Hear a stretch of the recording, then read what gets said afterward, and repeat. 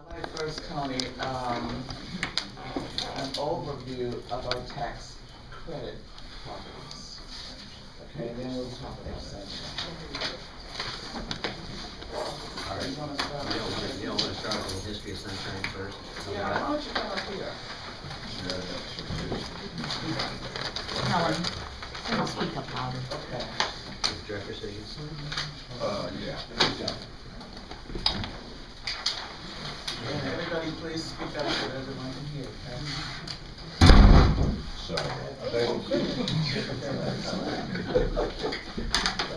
Everybody's in the house.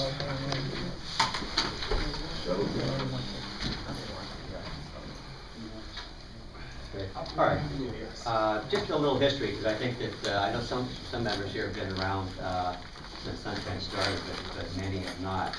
Sunshine was formed in 1993. In the early 90s, the HUD came out with a new housing program called HOME, and those funds were distributed to communities, much in a similar way that they do the CDBG funds. And so there was an allocation. Now the city of Warren and Trumbull County went together and formed a consortium for these home funds. And with the city being the lead agency, and I want to say it was 60% city and 40%. The original contract. Original contract, 60-40 60-40 split.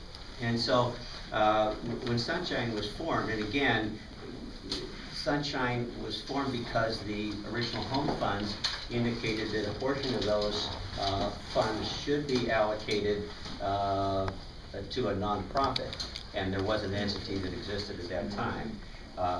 Sunshine was formed, but Sunshine is not an agency of the city. It was not formed by the city. Obviously, they were instrumental in saying this facilitates our program, our home program, but it was formed as a private nonprofit organization. Again, to assist the city in using those home funds that were for rehabilitation of housing for families with low to moderate income. I mean, that really was the mission of those housing funds. So Sunshine began, and money was allocated from those home funds to Sunshine, and the original goal was to rehab 100 houses. Again, started in 1993. By the end of 1995, Sunshine had 70 houses. By the end of 1997, 5 years later, they had 91 houses.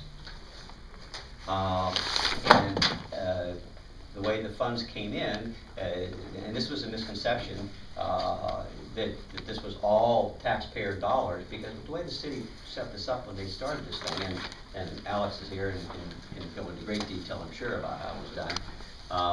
My understanding is that the money went into buying and rehabbing these houses. And it was treated as a loan to Sunshine from the city. And then as a group of these houses were rehabbed, they would go to the bank, and at that time it was Trumbull Savings. They would go to the bank and finance about half of that value. So over the course of those first few years, when Sunshine was acquiring these houses, rehabbing them, and then refinancing them with Trumbull Savings, over $1 million of those home funds were paid back to the city. So approximately at the end of that time period, when they had the 91 homes at the end of 1997, you had over $1 million of debt supplied by Trumbull Savings, and slightly over $1 million debt supplied by the city for these houses. So the organization started out with roughly a little over $2 million in debt.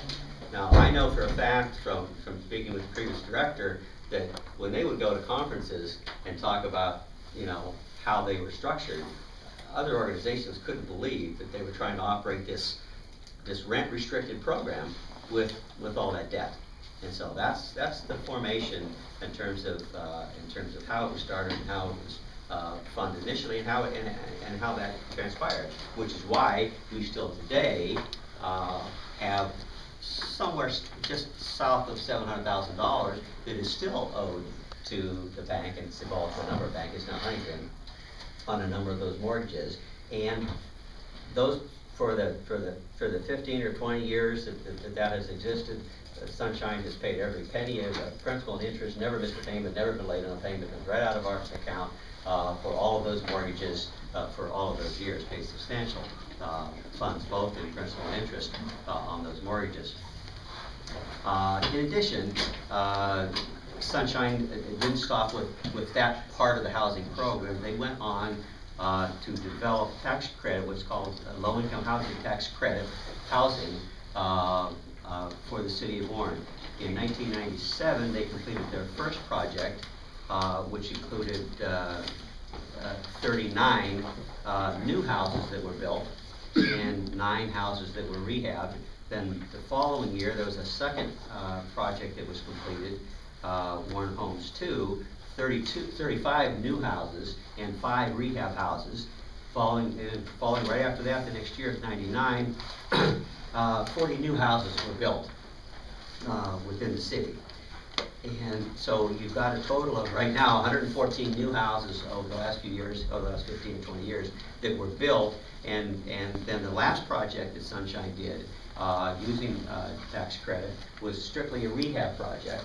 And one that I think, frankly, maybe even had more value to the city, because it rehabbed 20 houses in a concise neighborhood, which was the just north of the downtown, primarily Atlantic was the beneficiary of 6 or 7 houses that were rehabbed on that street, Atlantic Northwest, and made a substantial improvement in that particular 2-block area. So you're ending up with those properties, 114 new and 34 totally rehabbed properties within the city over those years. Now, those projects, because they were structured the way the tax credit projects are structured, number one, had nowhere near the debt. Those were both grant and equity driven projects, so they have roughly 10 to 15% debt, mortgage debt on those properties. And so from a cash flow standpoint, operate much better.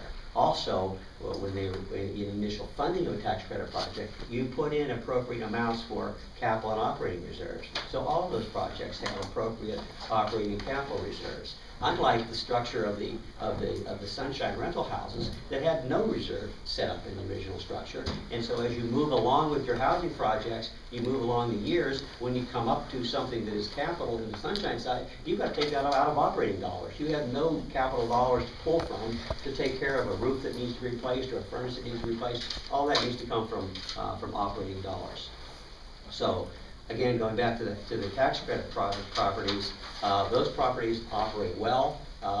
We have as of March 1st, we had a 93% occupancy in those, 148 houses.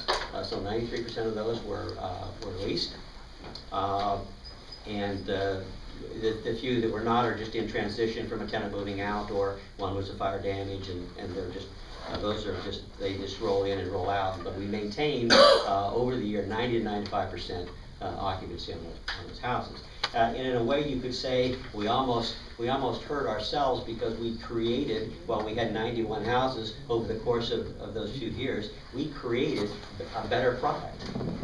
So if someone's looking for an affordable house that is restricted to low to moderate income, they had a better product than we had. We had rehabbed 80-year-old houses, and really probably only a half a rehab in terms of the way it was done.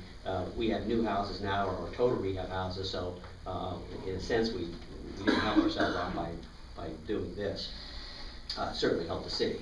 I mean, if you go anywhere near First Street and you look at all the new homes on First Street, go around Highland Avenue, see all the new homes there. Go out Niles Road and see those 6 houses at Niles and Burton. Go down Burton and see the 10 or 11 new houses on Burton. I mean, substantial improvements to those neighborhoods, and good, affordable structures for people to rent that need those properties. So I think when you look at Sunshine, I would hope that you would look at Sunshine in context and in total, and not at one issue. As it relates to that, the next thing that kind of happened in the evolution, slightly before I took over as director, was that Sunshine attempted to go into a home ownership program, because home ownership was always the goal. And I'll go back to those tax credits as it relates to homeownership, but homeownership was always the goal. Went into a program that was to be funded by OFA, which is Ohio Housing Finance Agency, to create 5 homes in the city of Warren and 5 homes in Trumbull County. Remember, Sunshine is both Warren and Trumbull County. Purchased houses using home dollars and some debt, both in the city and some properties outside 5 and 5. And then, to be honest with you, within a week to 10 days after, in 2008, when I took over as director, I got a call from OFA saying that those funds weren't available anymore for the rehab. One of those properties was rehab. I had 9 properties that, now I had properties that were purchased, that were sitting there, and no funds to rehab those. And those individuals that are here that struggle with those neighborhoods, particularly the Belmont Olive area where we had these houses, know that we had these houses sitting there, and we just simply, our hands were tied. We had no funds to rehab those. In 2010, when NSP money came in for the city, I approached the city and said, "There's our opportunity, because some of that money could be set aside for rehabbing houses using NSP money." We were able to rehab those houses. So if you take a look at the houses, there's 3 houses on Belmont, 1 on Northwest, 2 on Belmont Northeast, and 1 on all of those were the inner city houses that we had. Those have been rehabbed. Top to bottom, I mean, they're absolutely great. We have not been able to sell them yet, unfortunately. Housing market the way it is, neighborhood the way it is, we're still trying, and we certainly hope that those can be sold. We do have some restrictions again, because everything we do, we have restrictions. And so some of those houses, because home money is in them, we will only sell those to somebody that is a low to moderate income family. And so that is a restriction there. Now, if it was strictly NSP money, we can go up to 125% of very immediate income. But if it's home money, we can't go over 80%. So those are the constraints that we work under. So the situation, again, having those houses and having the debt on those houses that we paid on, and a few other older liabilities that simply had to be addressed, there just wasn't sufficient cash flow to keep up with the taxes. Then you had the factor that early on, when the home program was started, there was an allocation of some administrative dollars that went to the nonprofits who take care of some administrative funds. After all, we were running a rent-restricted, subsidized housing program with virtually no subsidy, or in this case, the subsidy was drastically reduced over the years. And so, when in those early years, when there was a subsidy for, having the program, those taxes were paid and kept up. Once that subsidy diminished, and our properties, more and more of them became vacant and frankly vandalized severely, and again, without those capital funds to go back in and redo those properties, there just wasn't sufficient funds to, from a cash flow standpoint, to pay taxes. So what do? The funds that come in, you make sure the mortgage is paid, you make sure the insurance is paid, you make sure the grass is cut on all the vacant properties that we have. We spent over $8,000 last year just cutting grass on our vacant properties to make sure that those are maintained.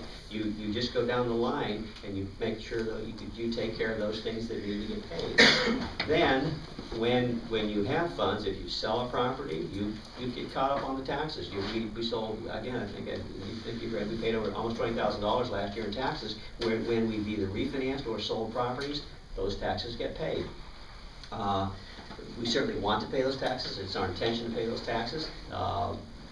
But when you don't have the cash, you do those things that you need to do first. And so that's what we've done. I understand that it's a big number, but I have to tell you, to be honest with you, we're probably in a better position cash flow wise now than we have been in the last couple of years. And we are starting to address those issues, particularly, and as I've said in the press, our land contract, we don't have many land contracts, we have 4 or 5 right now.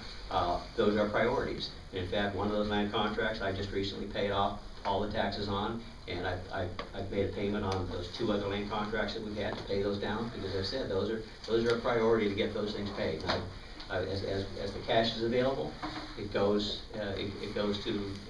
making those payments.